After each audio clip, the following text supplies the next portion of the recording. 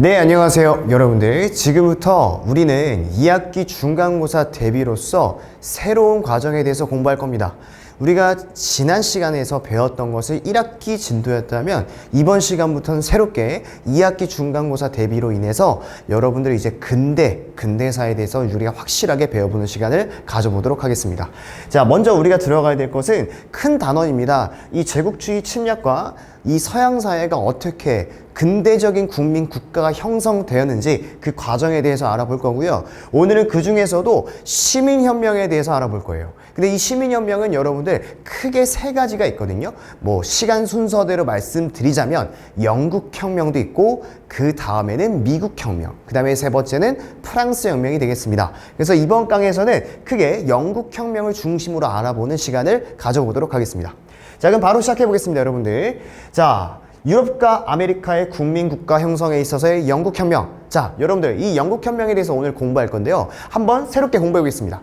원래 같으면 PPT 자료를 통해서 공부하는 게 낫지만 여러분들 지금 영국혁명 같은 경우는 선생님이 생각하기에는 판서가 훨씬 더 효율적이라고 생각하기 때문에 여러분 이번 시간은 판서로 진행하도록 하겠습니다. 여기에 보시면 자, 이 영국혁명에 대한 순서를 제가 왕 중심으로, 제가 인물 중심으로 소개를 해드렸습니다. 그러면 이렇게 인물 소개를 해드릴 중심으로 한 이유가 뭘까요? 여러분들, 자, 제가 확실하게 말씀드리는데요. 이 영국혁명은 사람 이름부터 여러분들이 확실하게 알아야 돼요. 많은 학생들이 이 영국 왕에 대해서 많이 헷갈려 해요. 제임스 1세, 찰스 2세, 뭐 찰스 1세 엄청 헷갈립니다. 그래서 여러분들 제가 바로 치고 들어갈 건데 인물사 중심으로 외워보세요. 쌤 믿고 한번 따라와 보세요. 따라해보세요, 여러분들. 자, 제임스 1세, 찰스 1세, 공화정, 찰스 2세, 제임스 2세지? 그치, 우리 친구들 잘 봐요. 앞 글자만 따볼게요. 앞 글자만 따보면 뭐가 돼요? 제찰찰제.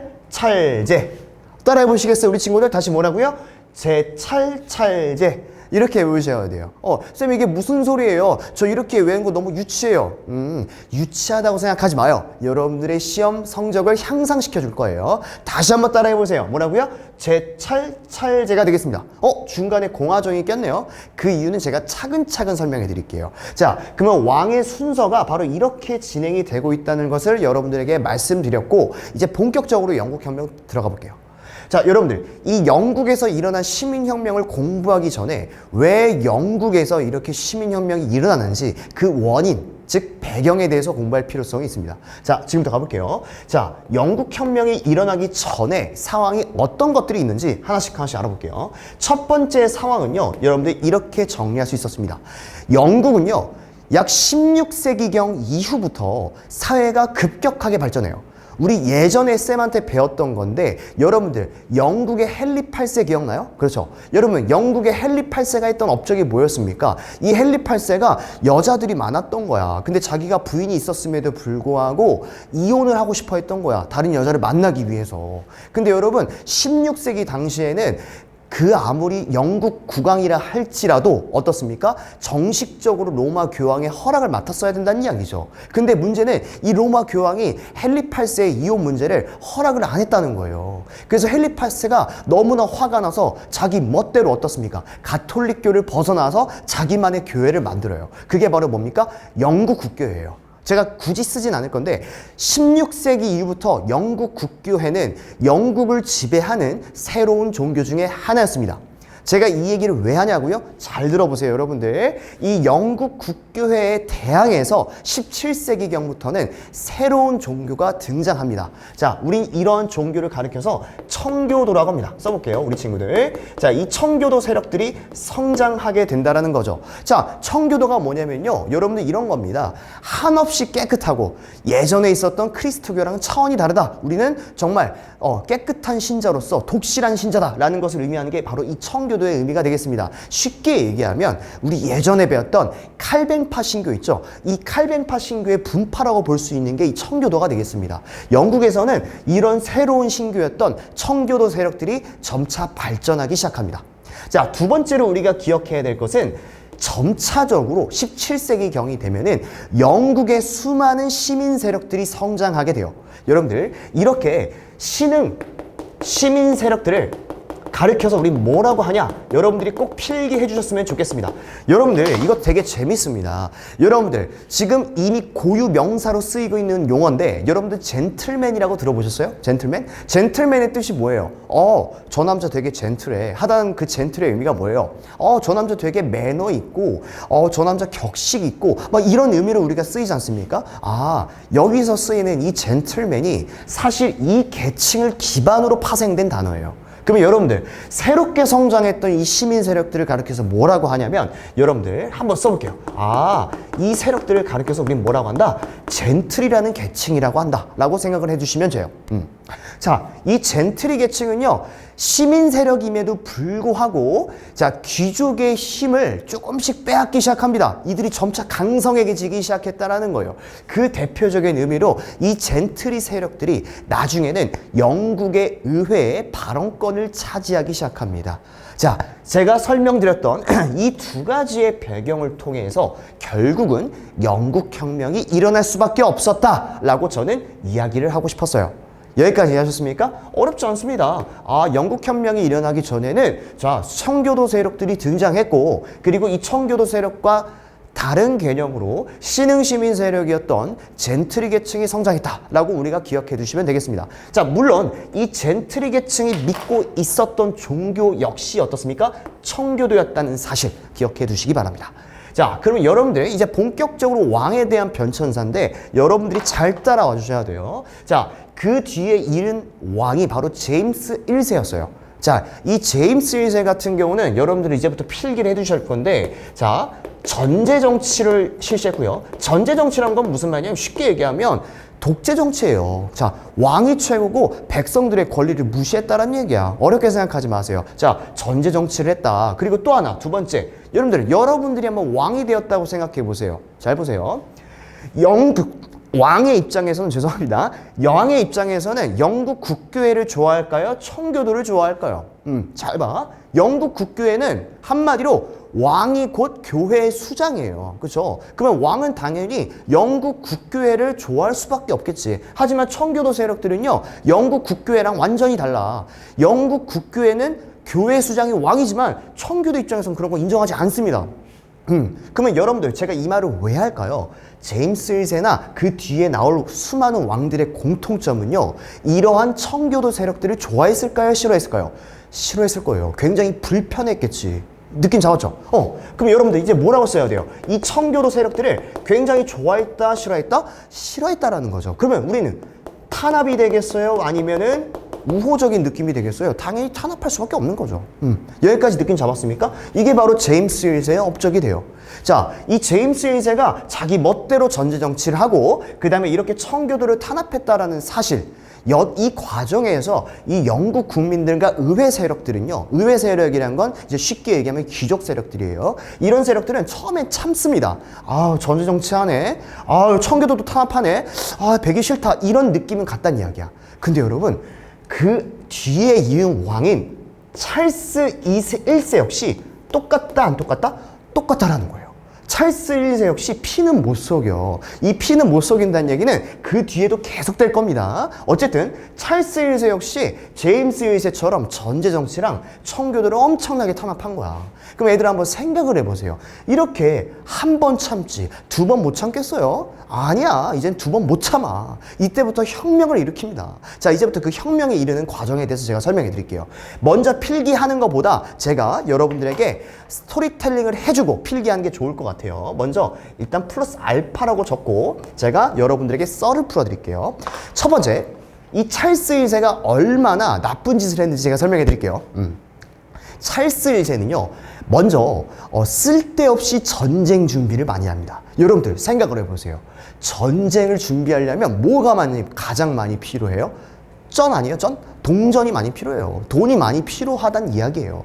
그만큼 돈이 많이 필요하다는 것은 백성들로부터 뭘 많이 걷어들여야 됩니까? 세금을 많이 걷어들여야 돼요. 이 찰스 1세는요. 이 무리한 세금을 걷기 위해 백성들에게 수치하게 됩니다. 자, 그럼 여러분들 한번 써볼까요? 첫 번째, 찰스 1세는 뭔진 모르겠지만 자, 세금을 많이 걷었다, 많이 걷지 않았다? 정말 많이 걷게 됐다라는 거죠. 이렇게 세금을 많이 거두니까 이 의회 세력들이 이 찰스 1세에 대해서 도저히 못 참겠는 거야. 그래서 이 의회 세력들이 이 찰스 1세에게 하나의 협박 편지를 보내요. 이 협박 편지를 가리켜서 우리는 권리청원이라고 해요.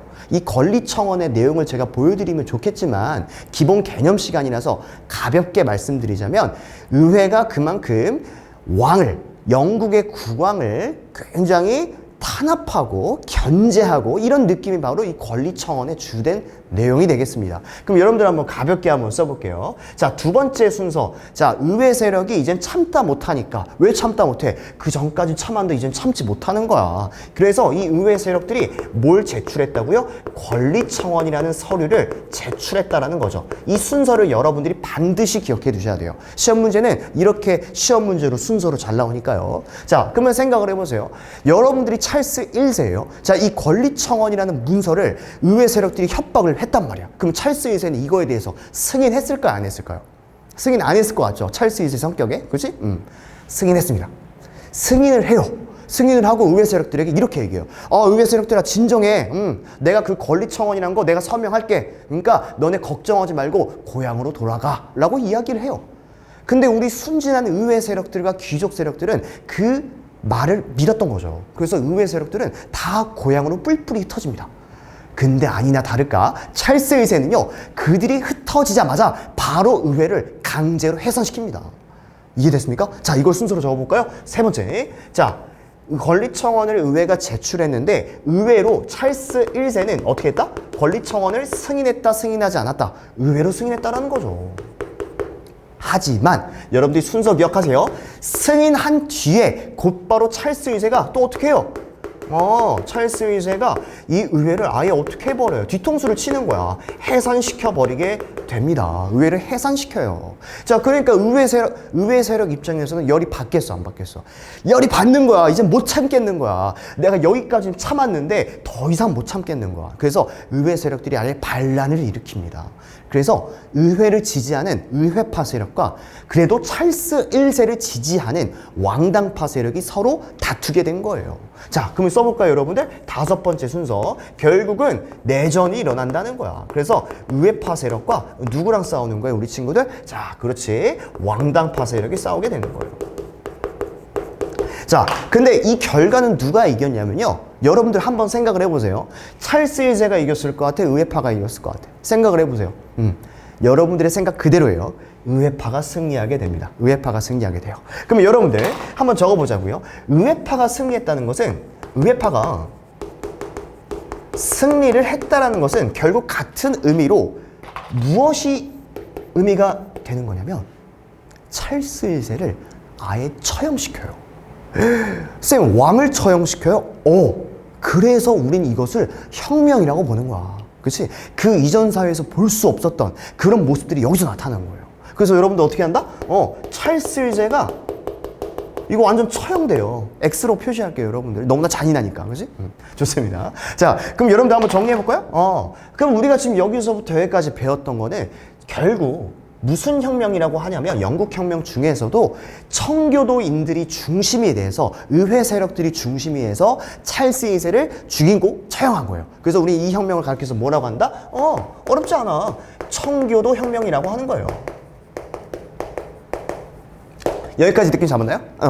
자, 제임스 찰스 1세까지 제찰까지 끝냈어요. 어렵지 않죠? 할만하다니까요, 여러분들. 자, 그럼 이제 이어서 한번 가볼게요. 이것도 제가 썰을 풀 테니까 잘 들어보세요. 잘 봐. 자, 찰스 1세가 처형당했거든요. 이 찰스 1세가 처형당했다는 것은 의회파가 승리했다는 것과 같은 의미예요. 근데 결국 이 의회파의 대장이 있었어요. 이 의회파의 대장이 바로 누구였냐면 그 유명한 크롬웰이라는 사람이 있었어요. 근데 이 크롬웰은요, 본인이 의회파임에도 불구하고 그 이전에 있었던 왕과 똑같이 독재 정치를 해요. 말로는 공화정을 수립하거든요. 공화정은 모두가 다스리는 정치체제를 공화정이라고 하는데 실질적으로 이 크롬웰은요, 엉뚱하게도 아이러니하게도 그 전 왕보다 더 지독하게 독재 정치를 합니다. 어느 정도의 독재 정치를 하냐면요, 여러분들 이 크롬웰은요 엄격한 청교도 신자였습니다.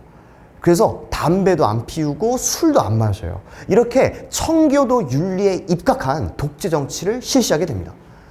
여기까지 했습니까? 한번 써볼게요. 자, 찰스 2세가 처형당한 뒤에 이제 권력을 잡은 사람이 누구다, 여러분들? 무슨 왜? 크로멜이 되겠습니다. 이름 굉장히 이상하죠? 크로멜, 그치? 좋습니다. 그러면 이 크로멜은요, 어떤 정책을 실시했는지 우리가 알 필요성이 있어요. 자, 크로멜 같은 경우는 굉장히 엄격한 독재 정치였어요. 이 사람도 독재 정치를 한 거야. 왕과 다를 바가 없어. 근데 이 독재 정치라는 게 어떤 느낌의 독재 정치인지 우리가 기억할 필요성이 있다는 거야. 이 크로멜은 엄격한 무슨 신자? 영국 국교의 신자겠어요? 아니지. 자, 무슨 신자? 청교도 신자. 그래서 이 청교도 윤리에 입각한 엄격한 독재 정치를 실시합니다. 여기까지 이해하셨습니까, 여러분들? 좋습니다. 독재 정치를 했지만 청교도 윤리적인 정신에 입각해서 정치를 했다는 거. 자, 그 다음에 또 두 번째 대표적인 업적이 있는데요. 솔직히 이거는 여러분들, 이 크로멜의 업적이라 볼 수 있고요. 굉장히 잘했다고 저는 생각을 합니다. 일단 정답부터 볼게요. 이게 바로 뭐냐면요. 써보세요, 여러분들. 무슨 법? 항해법을 제정합니다. 항해법. 그럼 항해법이 도대체 뭐야? 항해법. 항해? 항해라는 것은 뭐 배에 대한 어떤 법인가? 맞아. 그럼 무슨 배에 대한 법이야? 여러분들 생각을 해보세요. 당시 영국은요, 라이벌이 있었어요. 이 라이벌이 바로 누구였냐면 신흥 강국이었던 네덜란드라는 나라가 있었습니다. 근데 이 네덜란드는요, 중개 무역을 통해서 엄청나게 번성을 했던 나라예요. 그래서 이 크로멜은요, 항해법을 제정해서 네덜란드를 견제하기 위해 이런 법을 만들었다 볼 수 있는 거죠. 그 말이 무슨 말이냐? 한마디로 이겁니다. 이걸 가리켜서 우린 중상주의 정책이라고 하는데, 중상주의 정책이 뭐냐면 상업을 중요시하는 정책이에요. 쌤 이래도 이해가 안 가요. 더 쉽게 얘기할게. 여러분들, 국내 산업을 보호하려면 수출을 늘려야 될까요? 수출을 줄여야 될까요? 수출을 늘려야죠. 그래야 우리 입장에서는, 자국의 입장에서 돈을 많이 벌지 않겠습니까? 그러면 반대로 중상주의 입장에서는 여러분들 수입이 늘려야 돼요? 내려가야 돼요? 수입은 적어질수록, 우리한테 들어오는 수입이 적어질수록, 왜냐면 우리가 사야 되니까 수입이 적어질수록 그 나라는 부강해지겠죠. 바로 이거야. 자, 항해법이란 건 결국 뭐냐면 국내 무역을 보호하려는 취지에서 이런 법을 제정했다라는 거예요. 그럼 여러분들, 이걸 우리는 패러프레이징으로 쓸 필요가 있어요. 자, 우리 친구들 중에 패러프레이징이 뭐냐? 바로 동의어를 의미합니다. 역사는 바로 패러프레이징 싸움이에요. 동의어 싸움이란 말이야. 자, 써보자, 여러분들. 항해법의 동의어는 뭐가 된다? 첫 번째, 어디를 견제하려고 했다? 네덜란드란 나라를 견제하기 위해서 만든 법이야. 얘들아, 쫄지 마. 네덜란드를 견제하기 위해서 만든 법인가 봐. 자, 또 하나. 이 네덜란드를 견제하기 위해서 한마디로 수출을 늘렸다는 거야? 늘리지 않았다는 거야? 수출은 엄청나게 늘렸어. 그 다음에 수입은 늘릴 필요가 없는 거야. 최대한 절약하는 거야. 자, 이런 정책을 가리켜서 우리 무슨 정책이라고 한다? 얘들아, 생각을 해봐. 자유무역이겠어? 보호무역이겠어? 국가가 지금 적극적으로 수출과 수입을 통제하고 있잖아. 자유무역이에요? 아니면 보호무역이에요? 이런 것들을 가리켜서 우리는 보호무역이라고 하는 거예요. 이렇게까지 여러분들이 확장할 수 있어야 돼요. 오케이? 좀 어렵죠? 그래도 이 정도는 알고 있어야 돼. 그래서 여러분들, 이 공화정의 크로멜은요, 이런 여러한 업적들을 만들었지만 결국 영국인들은요, 이 크로멜을 거의 증오하다시피 합니다. 왜 증오할까요? 생각을 해봐. 영국인들 중에서는 술을 마시고 싶어하는 영국인들도 있어. 근데 크로멜은 너 술 마셨어? 너 사형! 막 이랬단 말이야. 그러니까 당시 영국인들은요, 오죽하면 이런 생각도 합니다. 크로멜 때보다 차라리 언제가 더 좋았다. 왕정이 더 좋았다. 제임스 1세랑 찰스 1세가 다스렸을 때가 더 행복했다. 라는 말이 나올 정도였어요. 그리고 이 크로멜은 얼마 못 가서 결국 죽고 맙니다. 그래서 크로멜이 죽자마자 어떻습니까? 다시 왕정이 복구가 돼요. 이해됐습니까, 여러분들? 그래서 찰스 2세가 등장하게 된 거예요. 여기까지 이해하셨습니까, 여러분들? 좋습니다. 자, 그럼 찰스 2세부터 제임스 2세까지 할 건데, 여러분들은 좀 어렵게 생각하지 마세요. 자, 피는 속인다, 피는 못 속인다? 피는 못 속여. 그럼 이 말이 무슨 말이에요, 여러분들? 한마디로 찰스 2세든 제임스 2세든 둘 다 어떻게 했다라는 거예요. 전제정치 했을까 안 했을까? 똑같이 했어요. 똑같이 했다는 겁니다. 둘 다 전제정치를 했어요. 자, 근데 문제는요, 이 찰스 2세 때까지는 그래도 영국인들이 참아요. 근데 이 제임스 2세부터는 더 이상 의회 세력들이나 시민 계층들이 참지 않습니다. 왜? 이미 찰스 1세도 처형시킨 경험이 있는데 한 번 참지 두 번 못 참겠습니까? 바로 이거예요. 자, 그러면 여러분들 이제 본격적으로 공부할 건 제임스 2세입니다. 자, 제임스 2세에 대해서 여러분들이 플러스 알파를 기억하셔야 돼요. 자, 밑에다가 한번 써볼게요. 1번 있고, 그 다음에 2번 있고, 뭐 3번이 있을 텐데, 하나씩 말씀드릴게요.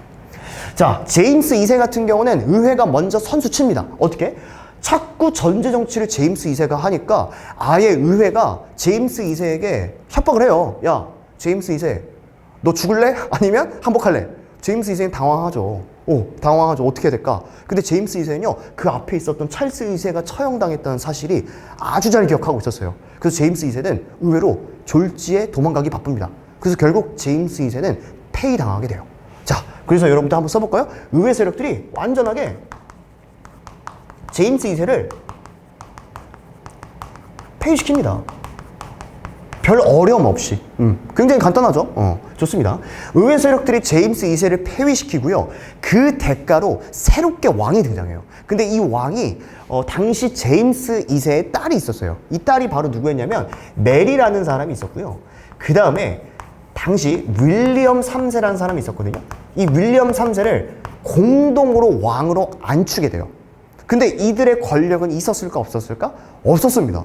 이때부터 영국이 생각하는 그런 왕에 대한 개념이 완전히 바뀌게 되는 거예요.